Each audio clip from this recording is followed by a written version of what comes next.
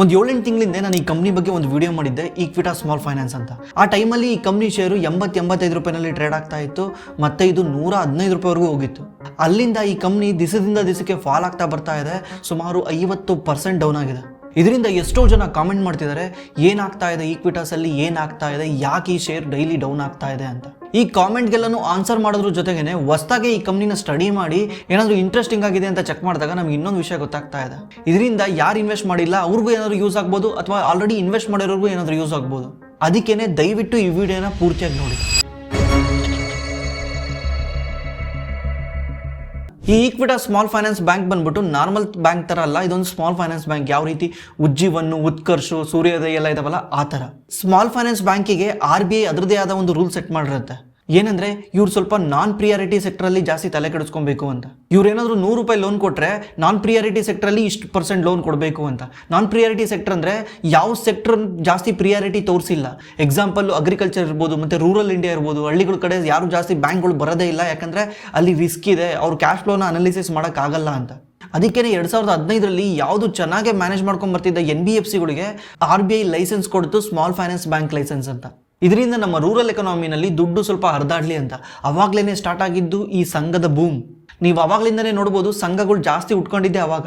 ಈ small finance ಕಂಪ್ನಿಗಳು ಅಂತ ಏನೇನು ನೋಡ್ತೀವಲ್ಲ, ಇವ್ರದ್ದು ಅರ್ಧಕ್ಕರ್ಧ ರೆವಿನ್ಯೂ ಬಂದ್ಬಿಟ್ಟು ಮೈಕ್ರೋ ಫೈನಾನ್ಸ್ ಇಂದ ಬರುತ್ತೆ. ಮೈಕ್ರೋ ಫೈನಾನ್ಸ್ ಅಂದ್ರೆ ಈ ಗ್ರೂಪ್ ಅಲ್ಲಿ ಕೊಡೋ ಲೋನ್ಗಳು, ಗ್ರೂಪ್ನ ಒಂದು 10 ಜನ ಕುಂಡ್ರಿಸಿ ಕೊಡ್ತಾರಲ್ಲ ಲೋನು, ಇವನ್ನೆಲ್ಲಾನು ಮೈಕ್ರೋ ಫೈನಾನ್ಸ್ ಅಂತ ಕರೀತಾರೆ. ಯಾಕಂದ್ರೆ ಅದ್ರ ಟಿಕೆಟ್ ಸೈಜು ತುಂಬಾ ಕಡಿಮೆ ಇದೆ. 2023ಕ್ಕಿಂತ ಮುಂಚೆ RBI ಇದನ್ನ 1.25 lakhs ಮಾತ್ರ ಫಿಕ್ಸ್ ಮಾಡಿತ್ತು. ಅಂದ್ರೆ ಒಬ್ಬರಿಗೆ ನೀನು 1.25 lakhs ಮಾತ್ರ ಲೋನ್ ಕೊಡೋಕ್ಕಾಗುತ್ತೆ ಅಂತ. ಅದಕ್ಕೆ ಇದನ್ನ ಮೈಕ್ರೋ ಫೈನಾನ್ಸ್ ಅಂತ ಕರೀತಾರೆ. ಬಟ್ RBI ಇದನ್ನ 2023ರಲ್ಲಿ ಬಂದು ರಿವೋಕ್ ಮಾಡಿಬಿಡುತ್ತೆ, ತೆಗೆದಾಕ್ಬಿಡುತ್ತೆ ಈ ಥರ ರೂಲ್ಸ್ನ. ಅವಾಗ ಏನಾಗುತ್ತೆ, ಈ ಇಂಡಸ್ಟ್ರಿನಲ್ಲಿ ಬೂಮ್ ಸ್ಟಾರ್ಟ್ ಆಗುತ್ತೆ. ಎಲ್ಲರೂ ಕೂಡ ಒಬ್ಬೊಬ್ಬರಿಗೆ 3 ಲಕ್ಷ, 4 ಲಕ್ಷ, 5 ಲಕ್ಷ ಎಲ್ಲ ಲೋನ್ ಕೊಡಕ್ಕೆ ಸ್ಟಾರ್ಟ್ ಮಾಡ್ತಾರೆ. ಇದರಿಂದ ಸ್ಮಾಲ್ ಫೈನಾನ್ಸ್ ಬ್ಯಾಂಕ್ಗಳದ್ದು ಶೇರ್ ಪ್ರೈಸ್ ಕೂಡ ಸಡನ್ ಗ್ರೋತ್ ಆಗುತ್ತೆ. ನೀವು ನೋಡಿರ್ಬೋದು, ಉಜ್ಜೀವನ್ ಇರ್ಬೋದು, ಉತ್ಕರ್ಷ್ ಇರ್ಬೋದು, ಎಲ್ಲ ಸ್ಮಾಲ್ ಫೈನಾನ್ಸ್ ಬ್ಯಾಂಕ್ಗಳ ಶೇರು ಸಡನ್ಲಿ ರೈಸ್ ಆಗಕ್ಕೆ ಸ್ಟಾರ್ಟ್ ಆಯಿತು 2023ರಿಂದ ಈ ಕಡೆಗೆ. ಆಮೇಲೆ ಏನಾಯಿತು ಅಂದರೆ ಅದೇನೇ ಟ್ರಾಜಿಡಿ ಸ್ಟೋರಿ. ಈಗ ನೀವೆಲ್ಲ ನೋಡ್ತಿರ್ಬೋದು, ರೀಸೆಂಟ್ಲಿ ಸ್ಟೇಟ್ ಗೌರ್ಮೆಂಟ್ ಕೂಡ ವಾರ್ನ್ ಮಾಡ್ತಾ ಇದೆ ಲೋನ್ ಕೊಡೋರಿಗೆಲ್ಲಾನು. ಅಂದರೆ RBIನ ಬಿಟ್ಬಿಟ್ಟು ಯಾರ್ಯಾರು ಲೋನ್ ಕೊಡ್ತಿದ್ದಾರೋ ಅವ್ರಿಗೆಲ್ಲಾನು ವಾರ್ನ್ ಮಾಡ್ತಾ ಇದೆ. ಇವ್ರು ಈ ಥರ ಲೋನ್ ಕೊಡ್ತಿರೋ ಕಾರಣದಿಂದ ಓವರ್ ಲಿವರೇಜ್ ಆಗಿಬಿಟ್ಟಿತ್ತು. ಅಂದರೆ ಒಬ್ಬ ವ್ಯಕ್ತಿಗೆ 2-3 ಸಂಘಗಳು ಲೋನ್ ಕೊಟ್ಟಿದ್ದಾವೆ, 2-3 ಕಂಪ್ನಿಗಳು ಲೋನ್ ಕೊಟ್ಟಿದ್ದಾವೆ. ಅಂದರೆ ಒಬ್ಬ 3 ಲಕ್ಷ ಕೊಟ್ಟಿದ್ರೆ ಇನ್ನೊಬ್ಬ 4 ಲಕ್ಷ ಕೊಟ್ಟಿದ್ದಾನೆ, 4 ಲಕ್ಷ ಕೊಟ್ಟಿದ್ರೆ ಇನ್ನೊಬ್ಬ 5 ಲಕ್ಷ ಕೊಟ್ಟಿದ್ದಾನೆ. ಒಬ್ರಿಗೊಬ್ರು ಇಂಟರ್ ಕನೆಕ್ಟ್ ಮಾಡಿ ಚೆಕ್ ಮಾಡಲ್ಲ. ಯಾಕಂದರೆ ಅವ್ರು ಯಾರ ಹತ್ರನೂ ಪ್ಯಾನ್ ಇಲ್ಲ, ಪ್ಯಾನ್ ಇಲ್ದಿದ್ರೆ ಸಿಬಿಲ್ ಇಲ್ಲ, ಸಿಬಿಲ್ ಇಲ್ಲದ್ರೆ ಚೆಕ್ ಮಾಡಕ್ಕೆ ಬರಲ್ಲ. ಆಧಾರ್ ಇಸ್ಕೊಂಡು ಲೋನ್ ಕೊಡ್ತಾರೆ, ಅದರಲ್ಲೂ ಚೆಕ್ ಮಾಡ್ಬೋದು ಅಂತಾರೆ. ಅಷ್ಟು ರ್ಯಾಪಿಡ್ಲಿ ಚೆಕ್ ಮಾಡೋಕ್ಕಾಗಲ್ಲ, ಯಾಕಂದರೆ ಅದರಲ್ಲಿ ಅಪ್ಡೇಟ್ ಆಗೋಕ್ಕೆ ತುಂಬ ಟೈಮ್ ತಗೊಳುತ್ತೆ. ಆ ಟೈಮಲ್ಲಿ ಎಲ್ಲ ಬ್ಯಾಂಕ್ಗಳು ಗ್ರೋ ಆಗ್ತಾ ಇದ್ವು. ಯಾಕಂದರೆ RBI ಆ ಥರ ರೂಲ್ಸ್ ತೆಗೆದಿರೋದ್ರಿಂದ ಎಲ್ಲರೂ ಲೋನ್ ಕೊಡ್ತಾ ಇದ್ರು. ಬ್ಯಾಂಕಿಗೆ ಗ್ರೋತ್ ಅಂದರೆ ಏನು ಹೇಳಿ, ಲೋನ್ ಕೊಡೋದು. ಲೋನ್ ಕೊಟ್ಟರೆ ಬ್ಯಾಂಕಿಗೆ ಲೋನ್ ಗ್ರೋತ್ ಮಾಡಿದ್ದೀನಿ ಅಂತ ತೋರಿಸುತ್ತೆ. ಇದರಿಂದ ಶೇರ್ ಪ್ರೈಸ್ ಕೂಡ ಮೇಲೆ ಹೋಗ್ತಾ ಇತ್ತು. ಬಟ್ ಪ್ರಾಬ್ಲಮ್ ಏನಾಯ್ತಂದರೆ, ನೀನು ಲೋನ್ ಅಂತೂ ಕೊಟ್ಬಿಡ್ತೀಯಾ, ಹಿಂದೆ ಲೋನ್ ಕೊಟ್ಬಿಡ್ತೀಯಾ, ವಾಪಸ್ ಕೇಳಬೇಕಾದ್ರೆ ಪ್ರಾಬ್ಲಮ್ ಅಲ್ಲ. ಯಾರು ಲೋನ್ ಇಸ್ಕೊಂಡಿದ್ದಾರೆ ಅವ್ರು ಕೊಡ್ಬೇಕಾದ್ರೆ ಪ್ರಾಬ್ಲಮ್ ಮಾಡ್ತಾರೆ. ಆಗ ಈ ಸ್ಮಾಲ್ ಫೈನಾನ್ಸ್ ಬ್ಯಾಂಕ್ಗಳದ್ದು ನಿಜ ಬಣ್ಣ ಗೊತ್ತಾಗ್ತಾ ಬರುತ್ತೆ. NPAಗಳು ದಿವಸದಿಂದ ದಿವಸಕ್ಕೆ ಜಾಸ್ತಿ ಆಗ್ತಾ ಹೋಗುತ್ತೆ. RBL ಬ್ಯಾಂಕ್ ಇರ್ಬೋದು, ಉಜ್ಜೀವನ್ ಇರ್ಬೋದು, ಪ್ರತಿಯೊಂದು ಬ್ಯಾಂಕ್ದು ಇರ್ಬೋದು. ಬಟ್ ಇಲ್ಲಿ ನಾವು ಮಾತಾಡೋಕೆ ಹೋಗ್ತಿರೋ ಕಂಪ್ನಿ ಇವರೆಲ್ಲರೂ ಮಾಡೋದಕ್ಕಿಂತ ಉಲ್ಟಾ ಮಾಡಿದೆ. ಅಂದರೆ 2021-22ರಲ್ಲಿ ಇವ್ರದ್ದು ಟೋಟಲ್ ಲೋನ್ ಬುಕ್ಕಲ್ಲಿ ಇವ್ರು ಮೈಕ್ರೋ ಫೈನಾನ್ಸ್ ಲೋನ್ ಬುಕ್ ಇದ್ದಿದ್ದು 30%. ಆದರೆ ಇವತ್ತಿನ ದಿವಸಕ್ಕೆ ಅದನ್ನು 14%ಗೆ ತಗೊಂಬಂದಿದ್ದಾರೆ. ಇಲ್ಲಿ ನಿಮಗೇನು ಗೊತ್ತಾಗ್ತಾ ಇದೆ, ಬೇರೆ ಬ್ಯಾಂಕ್ಗಳು ನಾನು ಮುಂದೆ ತಾನು ಮುಂದೆ ಅಂತ ಮೈಕ್ರೋ ಫೈನಾನ್ಸ್ ಲೋನ್ ಕೊಡೋ ಜಾಗದಲ್ಲಿ ಈ ಬ್ಯಾಂಕು ಮೈಕ್ರೋ ಫೈನಾನ್ಸ್ನ ಕಡಿಮೆ ಮಾಡ್ತಾ ಬರ್ತಾ ಇದೆ. ಯಾಕಂದರೆ ಇದು ಇವತ್ತಲ್ಲ ನಾಳೆ ರಿಸ್ಕಿ ಅಂತ. ನೀವು ಇದನ್ನು ಅರ್ಥ ಮಾಡ್ಕೊಬೇಕಂದ್ರೆ ಮ್ಯಾನೇಜ್ಮೆಂಟ್ನ ಅರ್ಥ ಮಾಡ್ಕೊಬೇಕು. ಬ್ಯಾಂಕಲ್ಲಿ ಮ್ಯಾನೇಜ್ಮೆಂಟು ತುಂಬ ಮುಖ್ಯ. ಯಾವುದೇ ಒಂದು ಬ್ಯಾಂಕನ್ನು ನೀವು ಅನಾಲಿಸಿಸ್ ಮಾಡಬೇಕಂದ್ರೆ ಅದರಲ್ಲಿ ನೀವು ROE ಏನು ಅನಾಲಿಸಿಸ್ ಮಾಡ್ತಿರೋ ಇಲ್ಲ, ಮುಂಚೆ ಅದ್ರ ಮ್ಯಾನೇಜ್ಮೆಂಟ್ನ ಅನಾಲಿಸಿಸ್ ಮಾಡಬೇಕು. ಯಾಕಂದರೆ ಮ್ಯಾನೇಜ್ಮೆಂಟೇ ಮೇನು. ಮ್ಯಾನೇಜ್ಮೆಂಟ್ ತಗೊಳ್ಳೋ ಡಿಸಿಷನಿಂದನೇ ಬ್ಯಾಂಕು ಉಳಿವು ನಿಂತಿರುತ್ತೆ. ಈಕ್ವಿಟಾಸ್ ಫೈನಾನ್ಸ್ನ ಮ್ಯಾನೇಜ್ಮೆಂಟ್ ಬಗ್ಗೆ ಮಾತಾಡಬೇಕಂದ್ರೆ ಇದ್ರ MD ಮತ್ತು CEO PN ವಾಸುದೇವನ್ ಅಂತ. ಇವರು ಮುಂಚೆ ಈಕ್ವಿಟಾಸ್ ಅನ್ನೋ ಒಂದು NBFC ನಡೆಸ್ತಿರ್ತಾರೆ. ಅದ್ರ ಥ್ರೂ ಇವ್ರಿಗೆ ಈಕ್ವಿಟಾಸ್ ಸ್ಮಾಲ್ ಫೈನಾನ್ಸ್ ಲೈಸೆನ್ಸ್ ಸಿಗುತ್ತೆ. ಇವರು ಸುಮಾರು 20 ವರ್ಷದಿಂದ ಈ ಇಂಡಸ್ಟ್ರಿನಲ್ಲಿ ಕೆಲಸ ಮಾಡ್ತಿದ್ದಾರೆ.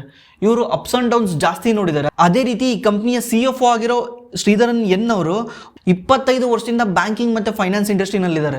ಬ್ಯಾಂಕಿಂಗಲ್ಲಿ ಎಷ್ಟು ಹಳೇ ರೆಕಾರ್ಡ್ ಇರುತ್ತೆ ಅಷ್ಟು ಒಳ್ಳೆಯದು. ಯಾಕಂದರೆ ಡೌನ್ ಸೈಕಲ್ ಜಾಸ್ತಿ ನೋಡಿರ್ತಾರೆ. ಡೌನ್ ಸೈಕಲ್ ಜಾಸ್ತಿ ನೋಡಿರೋದ್ರಿಂದ ಅವ್ರಿಗೆ ಮುಂದೆ ಬರೋ ರಿಸ್ಕ್ ಗೊತ್ತಾಗ್ಬಿಡುತ್ತೆ. ಈಗ ಇವ್ರಿಗೆ ಆಲ್ರೆಡಿ ಡೌನ್ ಸೈಕಲ್ ನೋಡಿರೋದ್ರಿಂದ ಇವ್ರ ಹಿಂದೆ ಎಲ್ಲ ಡೌನ್ ಸೈಕಲ್ ನೋಡ್ಕೊಂಡು ಬಂದಿದ್ದಾರೆ. ಡಿಮಾಡರೇಷನಲ್ಲೂ ಈ ಥರ ಪ್ರಾಬ್ಲಮ್ ಆಗಿತ್ತು. ಯಾಕಂದರೆ ಅವಾಗ ಡಿಮಾಡರೇಷನ್ ಟೈಮಲ್ಲಿ ಜನಗಳ ಕೈಯಲ್ಲಿ ಕೊಡೋಕ್ಕೆ ದುಡ್ಡಿರಲಿಲ್ಲ. ಈಗ ಸಂಘಗಳು ಬಂದರೆ ಆಟೋಮೆಟಿಕ್ಲಿ ಕೈಯಲ್ಲಿ ದುಡ್ಡಿಲ್ಲಲ್ಲ, ಬ್ಯಾಂಕಲ್ಲಿ ಹೋಗಿ ವಿಡ್ರಾ ಮಾಡ್ಕೊಂಬರ್ಬೇಕು, ಯಾರೋ ವಿಡ್ರಾ ಮಾಡ್ಕೊಂಬರ್ತಾರೆ. ಅದೇ ರೀತಿ ಕೊರೋನಾದಲ್ಲೂ ಪ್ರಾಬ್ಲಮ್ ಆಗಿತ್ತು. ಈ ಥರ ಡೌನ್ ಸೈಕಲ್ ನೋಡ್ಕೊಂಡು ಬಂದಿರೋದ್ರಿಂದ ಇವ್ರಿಗೊಂದು ಎಕ್ಸ್ಪೀರಿಯನ್ಸ್ ಆಗಿತ್ತು. ಏನಂದರೆ ಈ micro finance is a very very very risky. ಇದರಲ್ಲಿ ದುಡ್ಡು ಮಾಡೋದು ಭಾರಿ ಕಷ್ಟ, ಬಿಕಾಸ್ ನಾವು ಪ್ರಿಡಿಕ್ಟ್ ಮಾಡ್ಕೊಂಡು ಕುತ್ಕೊಳಕ್ಕಾಗಲ್ಲ, ಕನ್ಸಿಸ್ಟೆನ್ಸಿ ಇರಲ್ಲ ಇದರಲ್ಲಿ ಅಂತ. ಅವ್ರು ಅದಕ್ಕೆ ಒಂದು ಡಿಸೈಡ್ ಮಾಡ್ತಾರೆ 2016ರಿಂದನೇ ಇವ್ರು ಲೋನ್ ಬುಕ್ನ ನಿಧಾನಕ್ಕೆ ಸೆಕ್ಯೂರ್ಡ್ ಆಗಿ ತಗೊಂಬರ್ತಾರೆ, ಸೆಕ್ಯೂರ್ಡ್ ಲೋನ್ ಬುಕ್ ಆಗಿ ತಗೊಂಬರ್ತಾರೆ. ಲೋನ್ ಬುಕ್ನ ಎಕ್ಸಾಂಪಲ್ ಹೇಳ್ಬೇಕಂದ್ರೆ ಸೆಕ್ಯೂರ್ಡ್ ಮತ್ತೆ ಅನ್ಸೆಕ್ಯೂರ್ಡ್ ಅಂತ ಇರುತ್ತೆ. ಸೆಕ್ಯೂರ್ಡ್ ಅಲ್ಲಿ ಏನೇನು ಬರುತ್ತೆ, ಎನಿಥಿಂಗ್ ನೀವು ಅಂಡರ್ಲೈಯಿಂಗ್ ಅಸೆಟ್ನ ಅಡೆಗೆ ನೀವು ಲೋನ್ ಕೊಟ್ಟರೆ ಅದನ್ನ ಸೆಕ್ಯೂರ್ಡ್ ಅಂತ ಕರೀತಾರೆ. ಒಂದು ಹೌಸಿಂಗ್ ಲೋನ್ ಇರ್ಬೋದು, ವೆಹಿಕಲ್ ಲೋನ್ ಇರ್ಬೋದು. ವೆಹಿಕಲ್ ಲೋನ್ ಅಂದ್ರೆ ಕಾರ್ ಲೋನು, ಬೈಕ್ ಲೋನು, ಇದ್ರ ಕೆಳಗಡೆ ಏನಿರುತ್ತೆ ಕಾರು ಬೈಕ್ ಅಥವಾ ಅಸೆಟ್ ಆಗಿ ಏನೋ ಒಂದಿರುತ್ತೆ. ಅದೇ ರೀತಿ ಗೋಲ್ಡ್ ಲೋನು ಮತ್ತೆ ಸ್ಮಾಲ್ ಬಿಸ್ನೆಸ್ ಲೋನು. ಇವ್ರು ಆಕ್ಚುಲಿ ಸ್ಮಾಲ್ ಬಿಸ್ನೆಸ್ ಲೋನ್ ಕೊಡೋದು ಹೆಂಗೆ ಕೊಡ್ತಾರೆ ಅಂದರೆ, ನಿಮ್ಗೆ ಏನಾದರೂ ಒಂದು ಅಂಗಡಿ ಇಟ್ಕೊಳಕ್ಕೆ ದುಡ್ಡು ಬೇಕಿದ್ರೆ, ಒಂದು 5 ಲಕ್ಷ 10 ಲಕ್ಷ ದುಡ್ಡು ಬೇಕಿದ್ರೆ ನಿಮ್ಮ ಮನೇನ ಪ್ಲೆಡ್ಜ್ ಮಾಡಬೇಕು, ಏನಾದರೂ ಆಸ್ತಿನ ಪ್ಲೆಡ್ಜ್ ಮಾಡಬೇಕು, ತೋಟ ಜಮೀನು ಈ ಥರ. ಅವಾಗ ಅವ್ರು ನಿನಗೆ ಬಿಸ್ನೆಸ್ ಮಾಡೋಕ್ಕೆ ಲೋನ್ ಕೊಡ್ತಾರೆ. ಅವಾಗ ಏನಾಯಿತು, ಡಿಫಾಲ್ಟ್ ಆಗೋ ಚಾನ್ಸ್ ಕಮ್ಮಿ ಇರುತ್ತೆ, ಬಿಕಾಸ್ ಆಲ್ರೆಡಿ ಏನೋ ಒಂದು ಪ್ಲೆಡ್ಜ್ ಆಗಿದೆ ಅಂತ.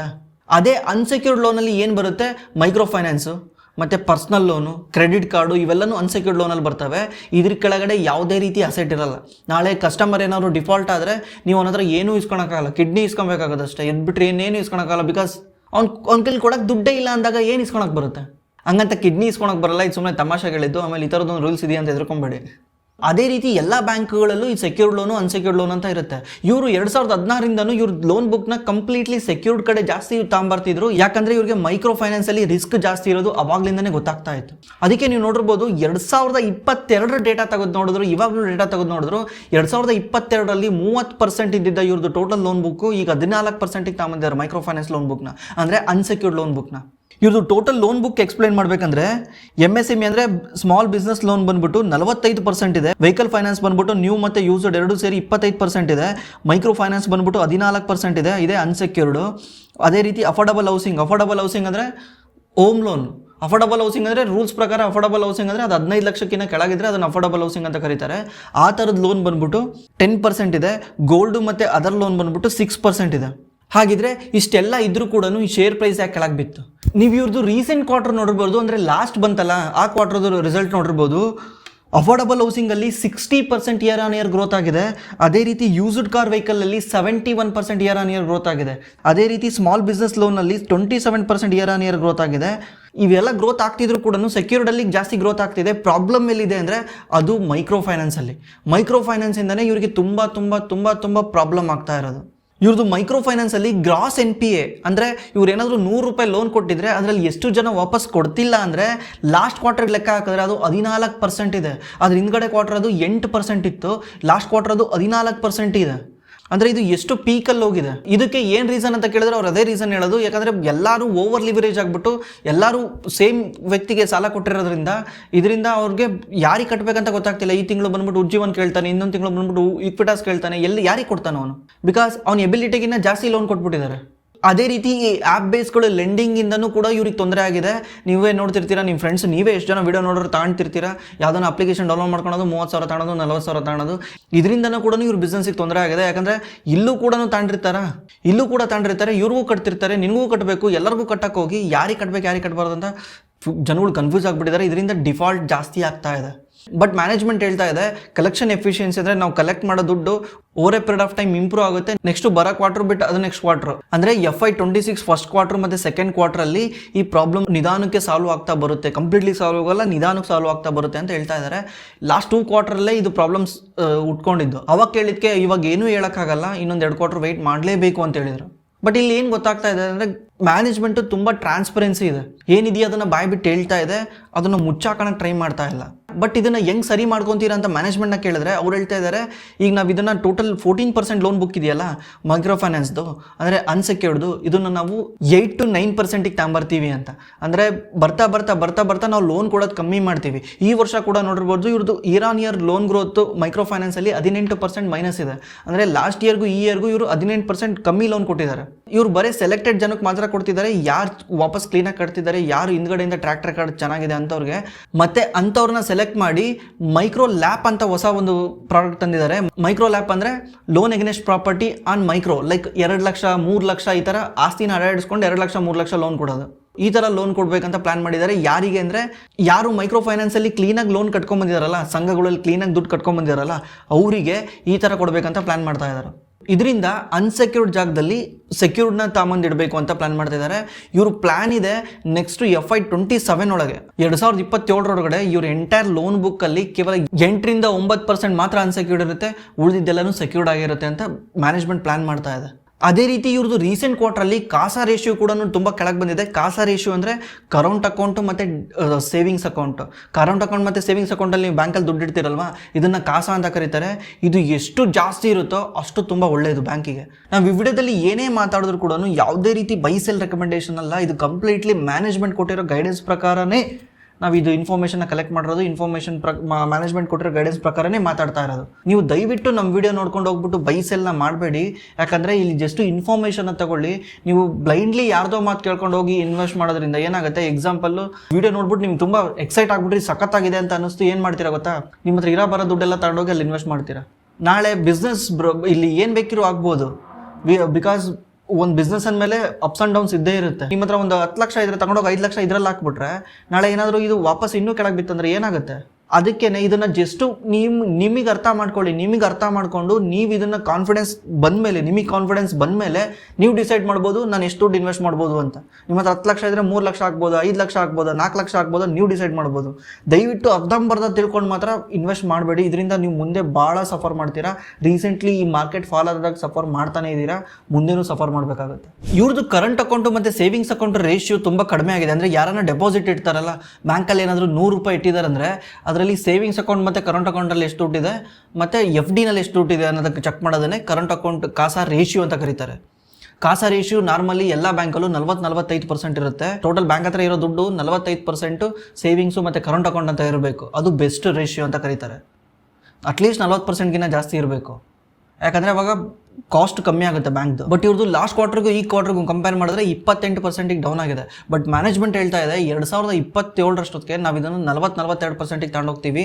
ಈಗ ಡೌನ್ ಆಗಿರೋಕ್ಕೆ ಕಾರಣ ಏನು ಅಂದರೆ ಜನ ಸೇವಿಂಗ್ಸ್ ಅಕೌಂಟಿಂದ ತಗೊಂಡೋಗಿ FD ಮಾಡ್ತಾ ಇದ್ದಾರೆ.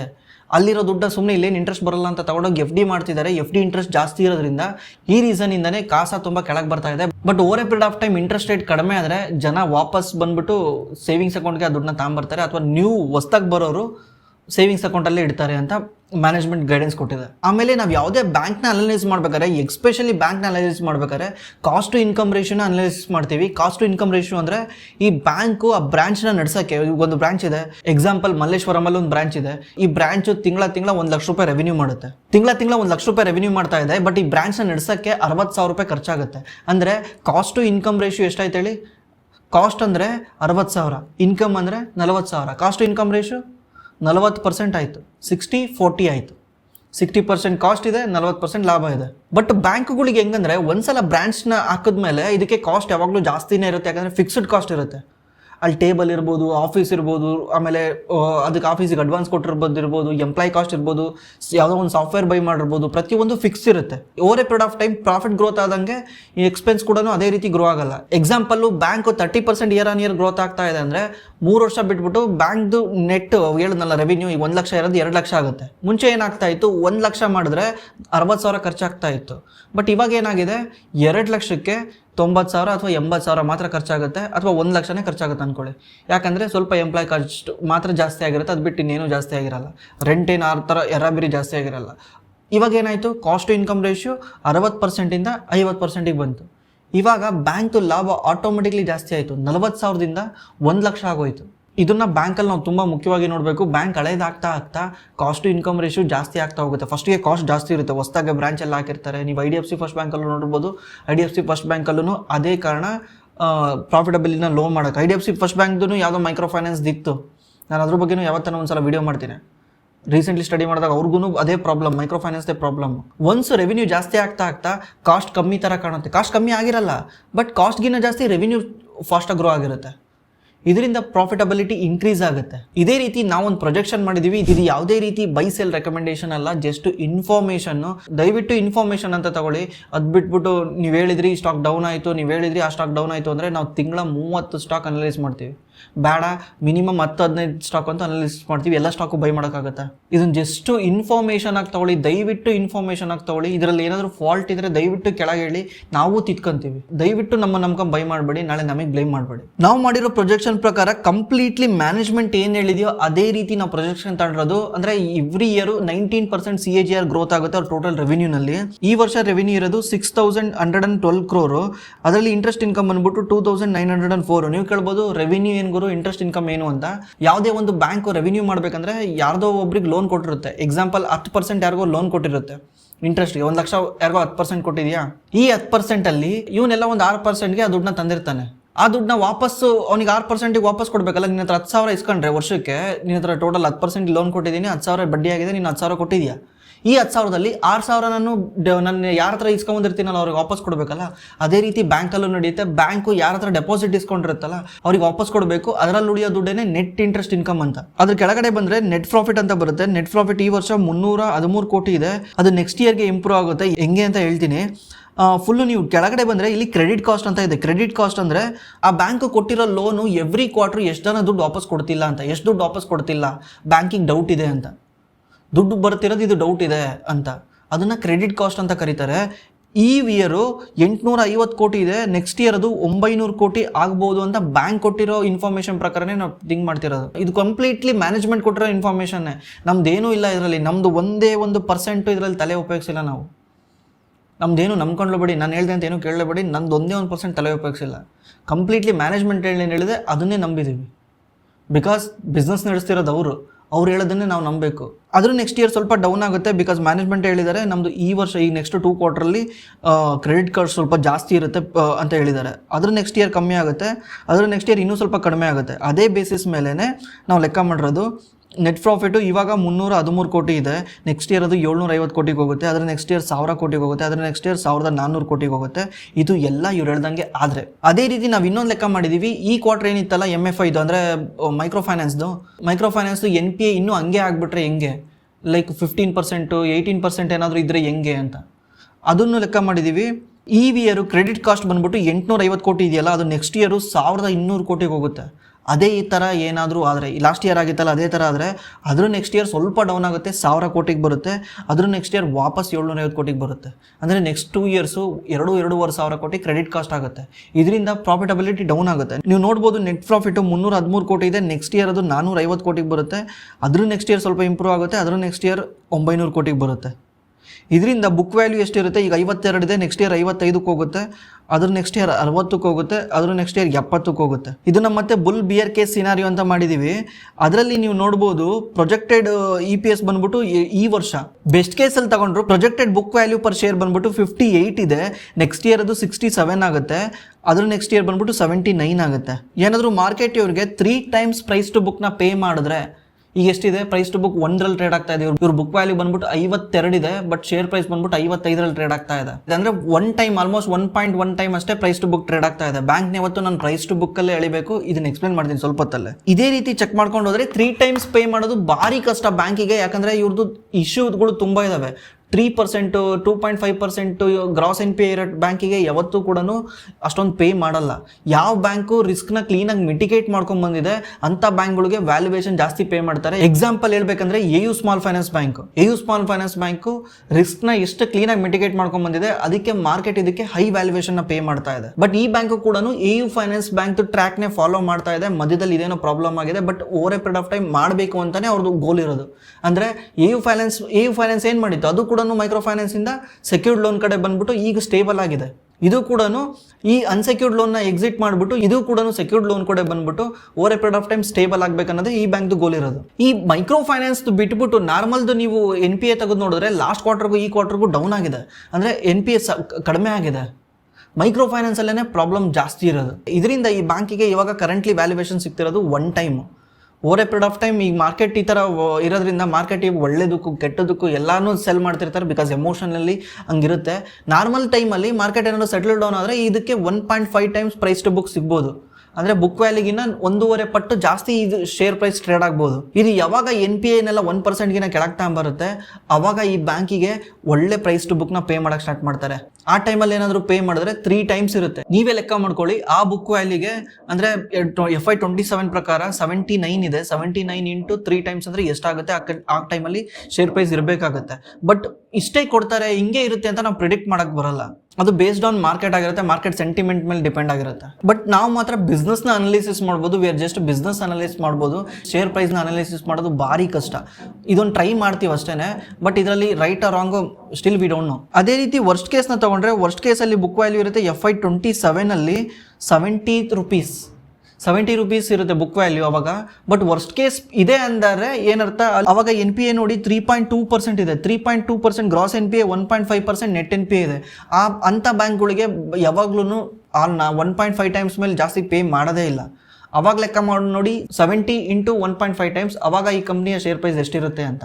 ಬಟ್ ನನಗೆ ಇನ್ನೊಂದು ಇಂಟ್ರೆಸ್ಟಿಂಗ್ ಏನು ಗೊತ್ತಾಯ್ತು ಅಂದರೆ, ಈ ಬ್ಯಾಂಕು ಯೂನಿವರ್ಸಲ್ ಬ್ಯಾಂಕಿಗೆ ಲೈಸೆನ್ಸ್ನ ಅಪ್ಲೈ ಮಾಡ್ತಾ ಇದೆ 2027ಕ್ಕೆ. RBI ಏನಾದರೂ ಇವ್ರ ಲೈಸೆನ್ಸ್ನ ಅಪ್ರೂವ್ ಮಾಡಬೇಕು. ಇವ್ರೇನೋ ಜಸ್ಟ್ ಲೈಸೆನ್ಸ್ಗೆ ಅಪ್ಲೈ ಮಾಡಬೇಕಂದ್ರೇ RBIದು ಸೆಟ್ ಆಫ್ ರೂಲ್ಸ್ ಇದೆ. ಏನಂದರೆ ಸ್ಮಾಲ್ ಫೈನಾನ್ಸು 5 ವರ್ಷ ಹಳೇದಾಗಿರಬೇಕು, ಮತ್ತು ಕಾಸ ಬಂದ್ಬಿಟ್ಟು 40% ಇರಬೇಕು. ಇವ್ರದ್ದು ಇವಾಗ 28% ಇದೆ. 5 ವರ್ಷ ಹಳೆ ಬ್ಯಾಂಕ್ ಆಗಿದೆ, ಅದರಲ್ಲಿ ಇವರು ಓಕೆ. ಅದು ಬಿಟ್ಬಿಟ್ಟು ಗ್ರಾಸ್ NPA 2%ಗಿನ್ನ ಕಮ್ಮಿ ಇರಬೇಕು. ಇವಾಗ ಇವ್ರದ್ದು 3.2 ಇದೆ. ಮೈಕ್ರೋ ಫೈನಾನ್ಸ್ ಎಕ್ಸ್ಪೋಜರು ಬಿಲೋ 10% ಇರಬೇಕು. ಈಗಿದು 14% ಇದೆ. ಇವರು ಅದನ್ನೇ ಹೇಳ್ತಿದ್ದಾರೆ, ನಾವು ಸಿಂಗಲ್ ಡಿಜಿಟಿಗೆ ತರ್ತೀವಿ FY 27 ಅಷ್ಟೊತ್ತಿಗೆ. ಅದು FY 26ಗೆ ಇವರು ಟಾರ್ಗೆಟ್ ಕೊಟ್ಟಿರೋದು. ಅದಾದಮೇಲೆ ಇವರು FY 27ಅಲ್ಲಿ ಅಪ್ಲಿಕೇಶನ್ ಹಾಕಬೇಕು. ಇದೆಲ್ಲ ಹಾಕಿದ್ರೆ ಇವ್ರು ಜಸ್ಟ್ ಅಪ್ಲಿಕೇಶನ್ ಹಾಕಿದ್ದಾರೆ ಅಂದ್ರೇ ಅರ್ಥ ಮಾಡ್ಕೊಳ್ಳಿ, ಇದ್ರ ಏನಿದೆ ಅಲ್ವಾ ಪ್ರೈಸ್ ಟು ಬುಕ್ ಮಿನಿಮಮ್ 3 ಟೈಮ್ಸಲ್ಲಿ ಟ್ರೇಡ್ ಆಗುತ್ತೆ. ಯಾಕಂದರೆ 2% gross NPA, 1% net NPA, almost ಎಲ್ಲದಕ್ಕೂ ಅದೇ ಆಗ್ಬಿಡ್ತು. ಕಾಸ 40%, ಸೂಪರ್ ಬ್ಯಾಂಕ್ ಆಗಿಬಿಡುತ್ತೆ ಅವಾಗ ಇದು ಆರಾಮ್ಸೆ 3 ಟೈಮ್ ಪ್ರೈಸ್ ಟು ಬುಕ್ಕಲ್ಲಿ ಟ್ರೇಡ್ ಆಗುತ್ತೆ. But still we don't no, because it is all business. ಅದಕ್ಕೇ ಇದನ್ನು ನೀವು ಸಡನ್ನಾಗಿ ಹೋಗ್ಬಿಟ್ಟು ಬೈ ಸೆಲ್ ಮಾಡ್ತಾರ ಥಿಂಕ್ ಮಾಡಬೇಡಿ. ಇನ್ನೊಂದು ಕ್ವಾರ್ಟರ್ನ ವಾಚ್ ಮಾಡ್ತಾ ಇರಿ. ನೆಕ್ಸ್ಟ್ ಕ್ವಾರ್ಟ್ರಲ್ಲಿ ಏನಾಗುತ್ತೆ, ನೆಕ್ಸ್ಟ್ ಕ್ವಾರ್ಟ್ರಲ್ಲಿ ಏನಾಗುತ್ತೆ ಅಂತ ವಾಚ್ ಮಾಡ್ತಾ ಇರಿ. ಖುದ್ದು ಮ್ಯಾನೇಜ್ಮೆಂಟ್ ಹೇಳ್ದಂಗೆ ಅದ್ರ ಪ್ರಕಾರ ನೀವು ನಿರ್ಧಾರ ತಗೊಳ್ಳಿ. ಸಡನ್ಲಿ ಏನೂ ಡಿಸಿಷನ್ ತೊಗೊಳ್ಬೇಡಿ. ಇದ್ರ ಬಗ್ಗೆ ನೀವು ಏನಾದರೂ ಹೇಳೋದಿದ್ರೆ ದಯವಿಟ್ಟು ನಮಗೆ ಕೆಳಗಡೆ ಕಮೆಂಟ್ ಮಾಡಿ. ನೀವು ಏನಾದರೂ ನಮಗೆ ತಿದ್ದಂಗೆ ಹೇಳಂಗಿದ್ರೆ, ಇಲ್ಲ ನೀವು ಇದೊಂದು ತಪ್ಪು ಹೇಳಿದ್ದೀರಾ ಅದೊಂದು ತಪ್ಪು ಹೇಳಿದ್ದೀರಾ ಅಂದರೆ ನಾವು ಸರಿ ಮಾಡ್ಕೊತೀವಿ.